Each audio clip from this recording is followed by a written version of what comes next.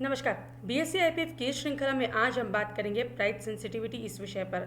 जैसे कि हमने पिछले सत्र में डेट मार्केट के बेसिक्स के बारे में जाना, उसी श्रृंखला को आगे बढ़ाते हुए आज हम और एक उदाहरण के साथ देखेंगे कि प्राइस सेंसिटिविटी क्या होती है। यदि हम डेट म्यूचुअल फंड में जाने का निश्चित कर रहे हैं तो हमें सबसे पहली चीज़ जैसे समझना बेहद ज़रूरी था कि इंटरेस्ट रेट के बदलने से बॉन्ड प्राइजेस में क्या बदलाव होते हैं, वैसे ही इंटरेस्ट रेट के बदलने से यदि हमारे बॉन्ड पेपर का ड्यूरेशन ये ज़्यादा होगा तो क्या फ़र्क पड़ता है और कम होगा तो क्या फ़र्क पड़ता है, ये आज के सत्र में देखने का प्रयास करेंगे। ये आप हमारे सामने दो बॉन्ड पेपर्स है। ये जो पहला बॉन्ड पेपर दिख रहा है ये 3 साल का है और दूसरा जो है 4 साल का है। इसको पढ़ेंगे कैसे कि जब मुझे पैसे चाहिए थे तो मैंने आपसे 100 रुपये उधार मांगे, 3 साल के लिए मांगे और 8% पर मांगे, ताकि 1 साल के अंत में मैं आपको 8 रुपया देने को आऊँगी। 8% ब्याज हो गया साल भर का। दूसरे साल के अंत में मैं 8 रुपये आपको देने को आऊँगी, ब्याज हो गया। और तीसरे साल के अंत में मैं 100 रुपये जो मुद्दल आपसे लिए है और 8 रुपये ये वापस देने को आऊँगी। अब ये जो रेट हो गया 8% या फिर ये 8 रुपये, ये हो गया कूपन। कूपन शब्द अक्सर डेट मार्केट और डेट म्यूचुअल फंड के बारे में जब हम बात करेंगे तो अक्सर ये शब्द आएगा। तो ये 8 रुपये जो देने को आऊँगी उसे कहेंगे कूपन। अब हमारे बॉन्ड की डेफिनेशन क्या है? बॉन्ड की डेफिनेशन कहती है it is a sum of, ये तीनों का sum of present value of, ये प्रेजेंट वैल्यू निकालिए। 8 की आज की प्रेजेंट वैल्यू 7 रुपये 41 पैसे, 2 साल बाद मिलने वाले 8 रुपये की आज की प्रेजेंट वैल्यू 6 रुपये 86 पैसे, 3 साल बाद मिलने वाले 108 रुपये की वैल्यू आज की है 85 रुपये 73 पैसे। हमारी बॉन्ड की डेफिनेशन क्या है? इट इज़ अ सम कर लेंगे present value of all future cash flow. Future में कैश फ्लो होने वाले हैं ये 8 और 108। सो 8% मार्केट में यदि रेट है और 8% पे हमने पैसा आपसे उधार लिया है तो आज इस पेपर की कीमत भी 100 रुपये रहेगी।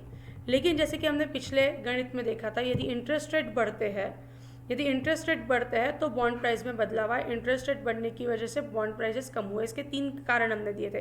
पहला मैथमेटिकल, क्योंकि डिनोमिनेटर में यदि न्यूमरेटर और डिनोमिनेटर यदि बढ़ता है तो डेफिनेटली नंबर कम आएगा।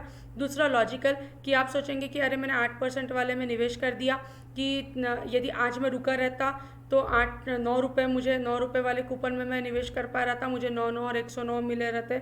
सो ये कारण की वजह से, इंटरेस्ट रेट बढ़ने की वजह से प्राइजेस कम होंगे। अब यहाँ देखेंगे, जैसे ये 3 साल का बॉन्ड पेपर देखा, वैसे ये 4 साल वाला है। 8% का ही यदि हम एग्जाम्पल देखें कि मार्केट में भी 8% ही ब्याज है, तो 4 साल के लिए यदि मैंने आपसे पैसे उधार लिए तो 8 और 108 की जगह 8 और 108, ऐसे 4 साल में पैसा मैं आपको वापस करूंगी। पहले साल के अंत में 8, दूसरे साल के अंत में 8, तीसरे साल के अंत में 8 और चौथे साल के अंत में 8 रुपये अधिक मुद्दल। और सेम ये फ्यूचर के कैश फ्लोज का प्रेजेंट वैल्यू निकाला है, इन तीनों का सम किया है। अब देखते हैं इंटरेस्ट रेट बढ़ने की वजह से क्या होता है। इंटरेस्ट रेट बढ़ने की वजह से प्राइस तो बदलेगा। इंटरेस्ट रेट बढ़ने की वजह से बॉन्ड पेपर की प्राइस कम होगी। जो 3 साल वाला है उसकी प्राइस 3 रुपये या 2.5% से टूटी है, वही 4 साल वाले की प्राइस ये 3.25% से टूटी है। क्या इंटरेस्ट रेट कम होते हैं तो इसकी प्राइस भी वैसे ही बढ़ती है क्या, वो भी देख लेंगे। यदि इंटरेस्ट रेट कम होते हैं तो यहाँ पर ये जहाँ पर 2.62% से बढ़ा है, वहीं पर ये लगभग 3.39% से बढ़ा है। मतलब क्या कि ड्यूरेशन रिस्क हमने यहाँ पर हमारे नाम में ही लिखा है सबसे पहले, इंटरेस्ट रेट रिस्क या ड्यूरेशन रिस्क, कि यदि लॉन्ग ड्यूरेशन का पेपर होगा और इंटरेस्ट रेट में बदलाव होते हैं तो long term papers are more sensitive. तो जब हम म्यूचुअल फंड में जाएंगे तो अपने पोर्टफोलियो में जितने लॉन्ग टर्म पेपर्स होंगे उनमें इंटरेस्ट रेट की रिस्क ज़्यादा होगी। आज हम यहीं पर रुकते हैं। बहुत बहुत धन्यवाद। आपको हमारे सत्र पसंद आ रहे हैं, कमेंट सेक्शन में अपना नाम और ईमेल एड्रेस जरूर लिखिए। यही विषय यदि आपको इंग्लिश और मराठी में जानना होगा तो यूट्यूब चैनल पर विजिट कर सकते हैं। कमेंट सेक्शन में बीएससी आईपीएफ और सेबी को धन्यवाद लिखना मत भूलिएगा। धन्यवाद।